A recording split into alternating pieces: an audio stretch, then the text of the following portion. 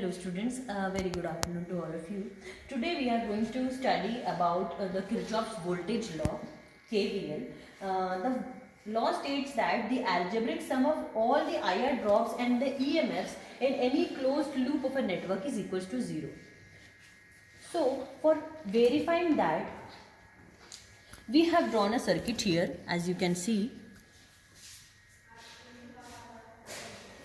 We have taken an example. We have to create it on this particular breadboard.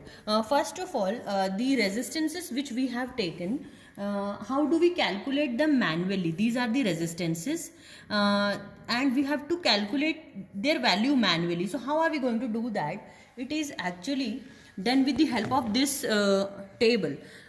Here we have black, brown, red, orange, yellow, green, blue, violet, grey, white, gold, silver and none. These are the colors which in which we have these variants of these particular resistances. As you can see, there are multiple rings of these colors. So the red color, it is going to tell us what is the value of this digit. Like for a 4-band resistor, the first color will represent the first digit, the second color will represent the second digit, the third color represents the multiplier, and the fourth ring of that color will represent the tolerance value of this particular resistance. So for this example which we have taken is this resistance. As you can see, the first ring is red, the second ring is also red, and first and second ring compromises of the red color, which is having the value of 2. So 2 and 2,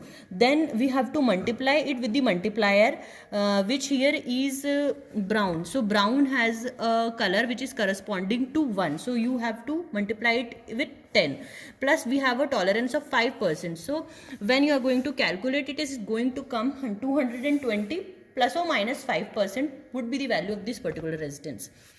So we have actually find out with the help of the multimeter that its value is coming out to be 217.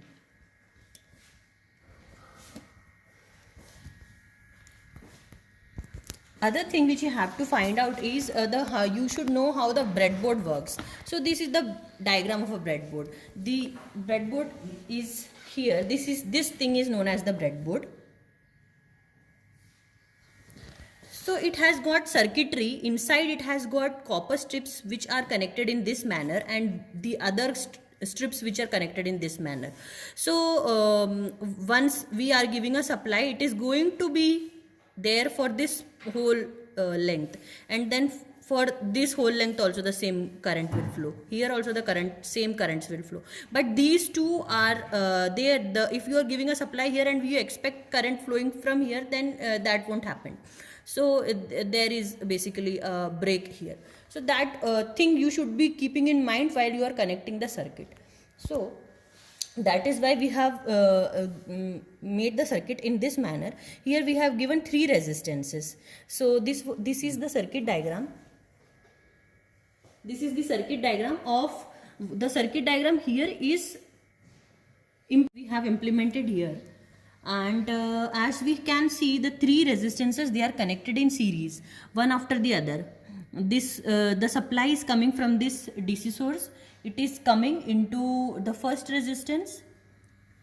The first resistance is then connected to the second resistance through these ports, and then it is coming to the third one with this port. And then we have taken the range of this voltmeter. This is a DC voltmeter.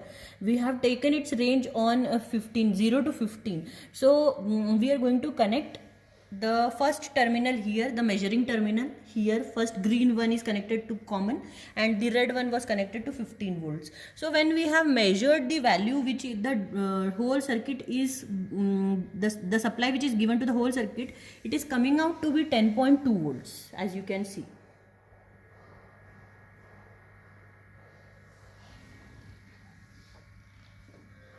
Now one more thing I would like to show, how do you understand which one you should be reading, the upper one or the lower one. See, we have connected it to 15 volts here range. So the line corresponding to that particular 15 volts, we can see that the measured value is coming out to be 10.2 volts. Now this is the whole drop which is happening across the three resistance, which is represented here. This is the basically this is the supply, 10.2 volts is coming. Now we have to consider the drops across each of the resistances. Let's find out the first resistance. What is the drop coming?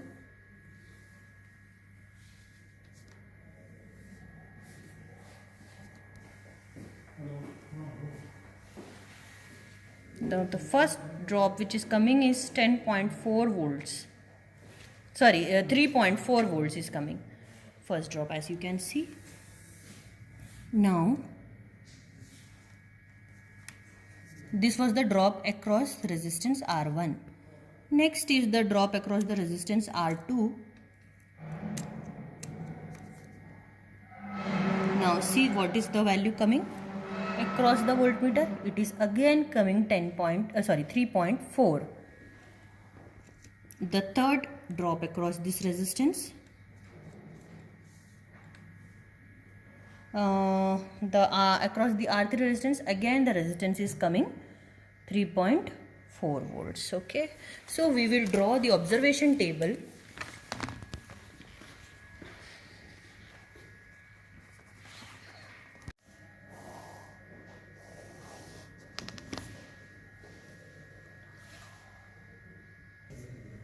So we can see that the supply voltage which we have put was V in, that was 10.2 volts, and the resistance R1, the drop which we calculated, it is coming out to be 3.4 volts. Across R2 it is coming out to be 3.4 volts, and across R3 also it is coming out to be 3.4 volts. Now let us verify it.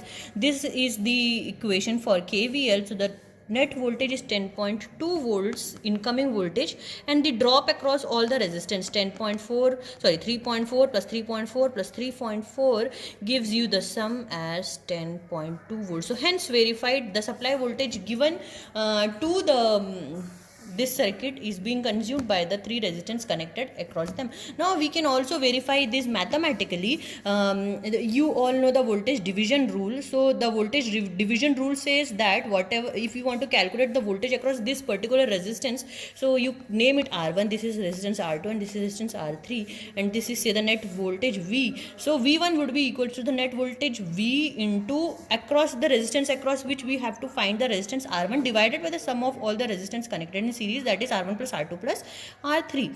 So when you're going to do that, it is 10.2 into 217 divided by the sum of this 3 comes out to be